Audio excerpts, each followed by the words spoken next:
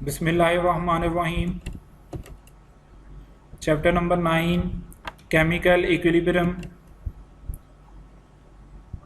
आज इस चैप्टर 9 का लेक्चर नंबर 3 है जो पढ़ने जा रहे हैं जी। आज के लेसन के जो लर्निंग ऑब्जेक्टिव्स हैं, at the conclusion of this lesson you will be able to define forward and reverse reaction, differentiate between forward and reverse reaction, understand macroscopic characteristics of dynamic equilibrium। अगर previous knowledge की बात करें जी, तो आपने इस chapter के start में कुछ रिएक्शंस हैं उनको डिस्कस किया। उसमें एक रिएक्शन इरिवर्सिबल रिएक्शन था। इरिवर्सिबल रिएक्शन की अगर डेफिनेशन हम देखें तो इसकी डेफिनेशन है जी, The reactions in which products do not recombine to form reactants। के irreversible reaction ऐसे reactions हैं जिसमें products हैं वो दोबारा reactants में convert नहीं हो सकती। reaction को नाम दिया जाता है कि ये irreversible reactions हैं। For example, हमारे पास ये reactant साइड पर कार्बन है और ऑक्सीजन है। अब ये कार्बन और ऑक्सीजन ये रिएक्टेंट्स हैं, ये रिएक्ट करेंगी, रिएक्ट करके प्रोडक्ट बनाएंगी और इसकी जो प्रोडक्ट है वो कार्बन डाइऑक्साइड है। अब इसमें सिर्फ एक तरह का जो रिएक्शन है वो टेक प्लेस हो रहा है जिसमें रिएक्टेंट्स हैं रिएक्ट करके प्रोडक्ट्स में कन्वर्ट हो रही हैं।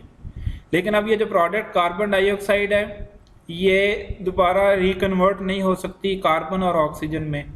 अगर ये रिकन्वर्ट नहीं होगी तो फिर ये जो रिएक्शन होगा, ये जो रिएक्शन की टाइप होगी, इसको हम नाम देंगे ये इरिवर्सिबल रिएक्शन है, जिसमें सिर्फ फॉरवर्ड रिएक्शन टेक प्लेस होगा जिसमें रिएक्टेंट्स हैं रिएक्ट करके प्रोडक्ट में कन्वर्ट होगी।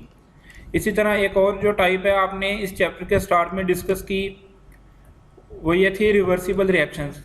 इसकी अगर डेफिनेशन देखें तो डेफिनेशन में है the reactions in which the products can recombine to form reactants, कि ये एक ऐसे रिएक्शंस हैं जिसमें प्रोडक्ट्स हैं वो रिकम्बाइन हो सकती हैं और रिकम्बाइन होकर वो अगेन रिएक्टेंट में कन्वर्ट हो जाएंगी। तो इस टाइप का जो रिएक्शन है इसको रिवर्सिबल रिएक्शन का नेम दिया जाता है। अब अगर इसकी एग्जांपल देखें, रिवर्सिबल रिएक्शन की जो एग्जांपल है इसमें अब देखें रिएक्टेंट साइड पर हमारे पास हाइड्रोजन है और आयोडीन है। अब हाइड्रोजन और आयोडीन ये हमारे पास रिएक्टेंट्स हैं। जब ये रिएक्ट करेंगी, रिएक्ट करके आगे ये प्रोडक्ट में कन्वर्ट हो जाएंगी। इस रिएक्शन की जो प्रोडक्ट है वो हाइड्रोजन आयोडाइड है। अब ये हाइड्रोजन आयोडाइड अगेन डिकम्पोज होकर हाइड्रोजन में और आयोडीन में कन्वर्ट हो जाएगी। तो इस रिवर्सिबल रिएक्शन में दो तरह के जो रिएक्शन हैं वो टेक प्लेस हो रहे हैं। एक इसमें है जिसमें रिएक्टेंट्स हैं रिएक्ट करके प्रोडक्ट्स में कन्वर्ट हो रही हैं, इसको हम नाम दिया जाता है इसका ये फॉरवर्ड रिएक्शन है। जबकि सेकेंड में हाइड्रोजन आयोडाइड है वो डिकम्पोज होकर हाइड्रोजन में और आयोडीन में कन्वर्ट हो रहा है, ये रिवर्स रिएक्शन है। तो ये इस तरह के जो रिएक्शन है जिसमें रिएक्टेंट्स हैं वो प्रोडक्ट में कन्वर्ट हो और प्रोडक्ट्स हैं वो अगेन रिएक्टेंट्स में कन्वर्ट हो जाएं, इनको रिवर्सिबल रिएक्शन का नेम दिया जाता है। अब इसमें दो तरह के रिएक्शन आ रहे हैं, फॉरवर्ड एंड रिवर्स रिएक्शन। तो आज का जो हमारा टॉपिक है वो यही है कि हमने फॉरवर्ड और रिवर्स रिएक्शन को डिस्कस करना है और साथ इनकी कुछ कैरेक्टरिस्टिक्स हैं उनको देखना है। फॉरवर्ड रिएक्शन की अगर डेफिनेशन देखें, फॉरवर्ड रिएक्शन की जो डेफिनेशन है, it is a reaction in which reactant react to form products, कि ये कैसे रिएक्शंस हैं जिसमें रिएक्टेंट्स रिएक्ट करते हैं और प्रोडक्ट्स में कन्वर्ट हो जाते हैं। तो और जबकि रिवर्स रिएक्शन की अगर बात करें तो रिवर्स रिएक्शन की जो डेफिनेशन है, it is a reaction in which products react to form reactants, कि ये कैसे रिएक्शंस हैं जिसमें प्रोडक्ट्स हैं वो रिएक्ट करके रिएक्टेंट्स में कन्वर्ट हो जाते हैं। ये फॉरवर्ड और रिवर्स रिएक्शन ये एक दूसरे के ऑपोजिट हैं। फॉरवर्ड रिएक्शन में रिएक्टेंट्स हैं वो प्रोडक्ट्स में कन्वर्ट होती हैं, जबकि जो रिवर्स रिएक्शन है इसमें प्रोडक्ट्स हैं वो रिएक्टेंट्स में कन्वर्ट हो जाती हैं। अब इसकी अगर हम एग्जांपल देखें तो एग्जांपल है हमारे पास, फॉर एग्जांपल ये हमारे पास ये जो रिएक्टेंट साइड पर कैल्शियम कार्बोनेट है। जब हम इस कैल्शियम कार्बोनेट को हीट करेंगे ये कैल्शियम कार्बोनेट डिकम्पोज होगा, डिकम्पोज होकर ये कन्वर्ट हो जाएगा कैल्शियम ऑक्साइड में और कार्बन डाइऑक्साइड में। अब ये कैल्शियम ऑक्साइड और कार्बन डाइऑक्साइड इस रिएक्शन के ये प्रोडक्ट हैं। अब इसमें जो रिएक्शन है कि जिसमें ये रिएक्टेंट मीन कैल्शियम कार्बोनेट है डिकम्पोज होगा कैल्शियम ऑक्साइड में एंड कार्बन डाइऑक्साइड में, ये जो रिएक्शन की टाइप है इसको फॉरवर्ड रिएक्शन का नेम दिया जाता है। मीन रिएक्टेंट है वो कन्वर्ट होगी प्रोडक्ट में।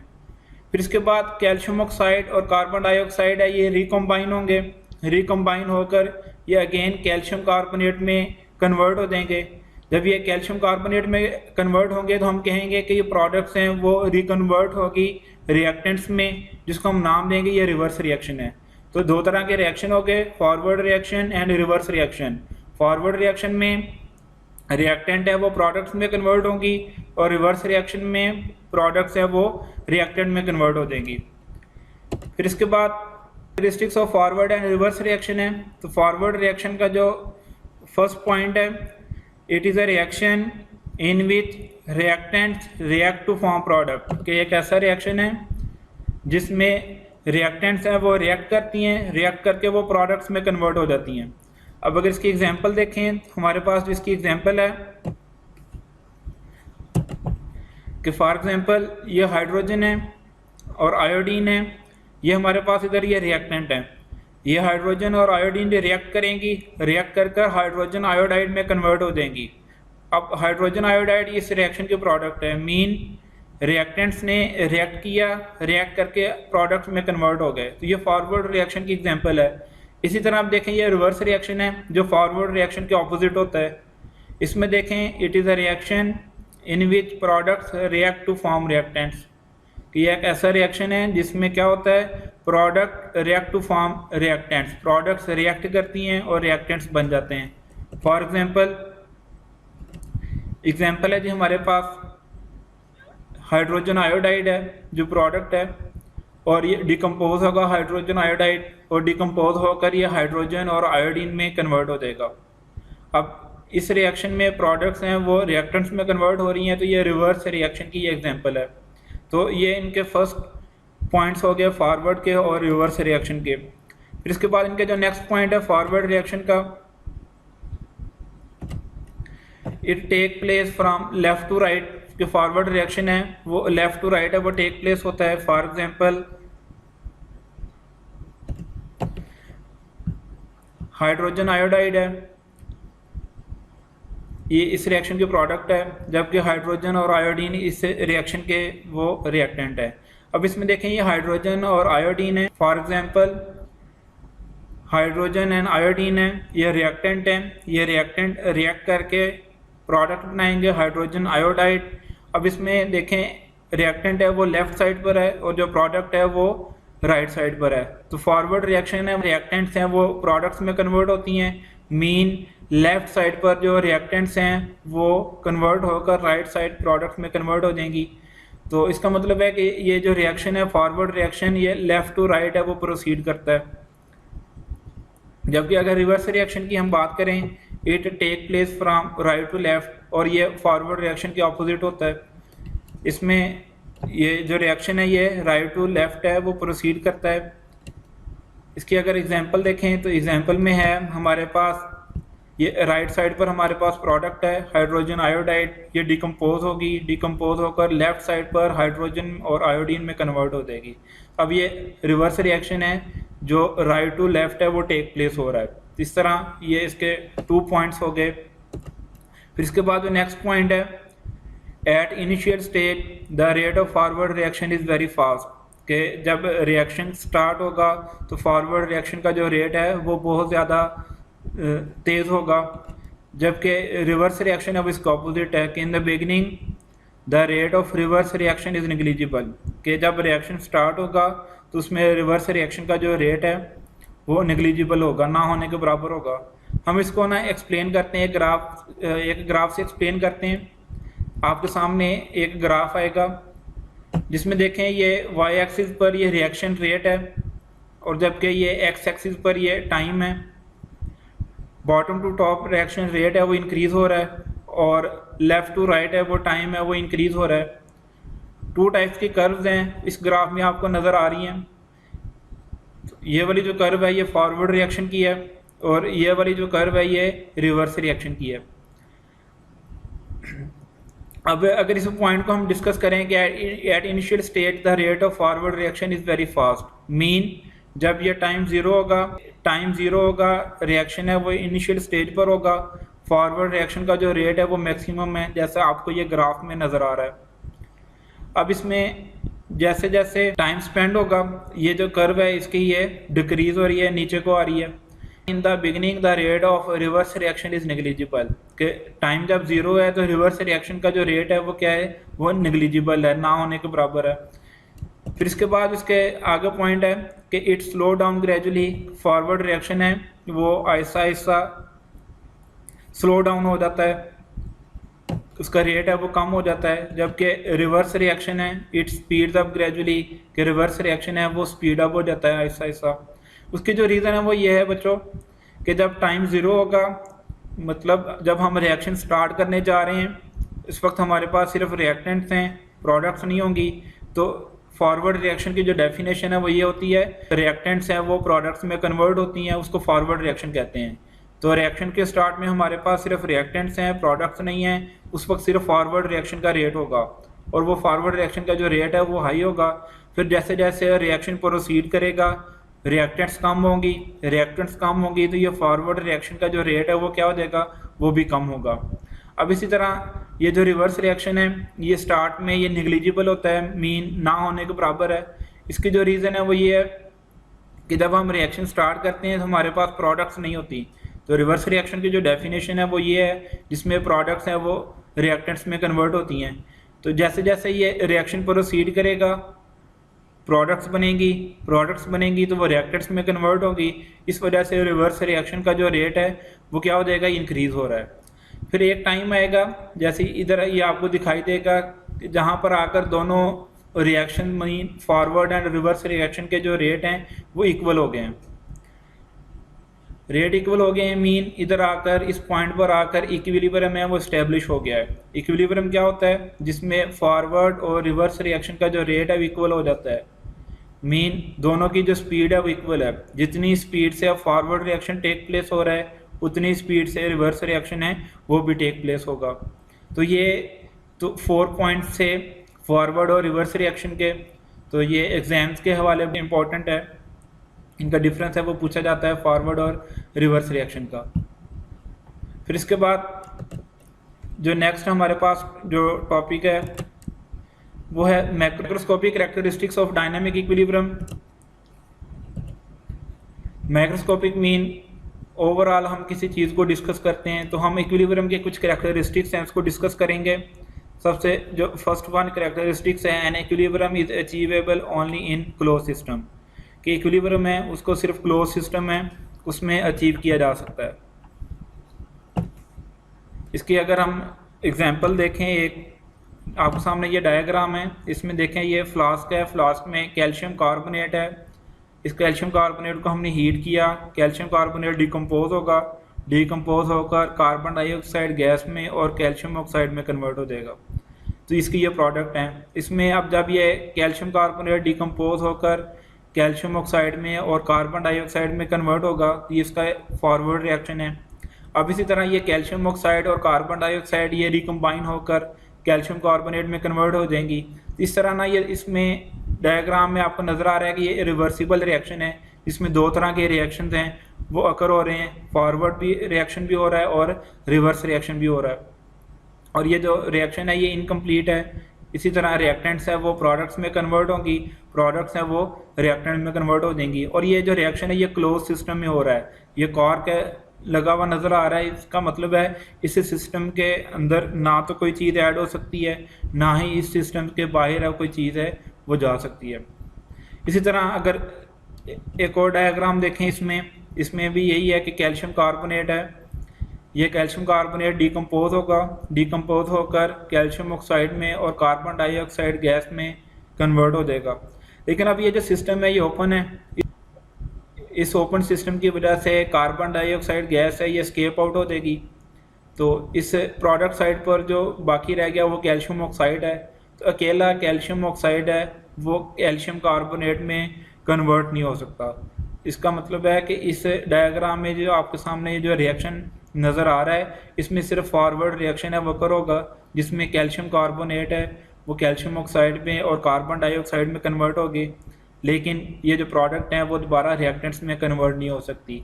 क्यों नहीं हो सकती? क्योंकि कार्बन डाइऑक्साइड है वो स्केप आउट हो गई है और ये जो सिस्टम है ये ओपन था, इस वजह से प्रोडक्ट्स है जिसमें कोई कार्बन डाइऑक्साइड थी वो स्केप आउट होगी और ये रिएक्शन है ये रिवर्स में नहीं जा सकता।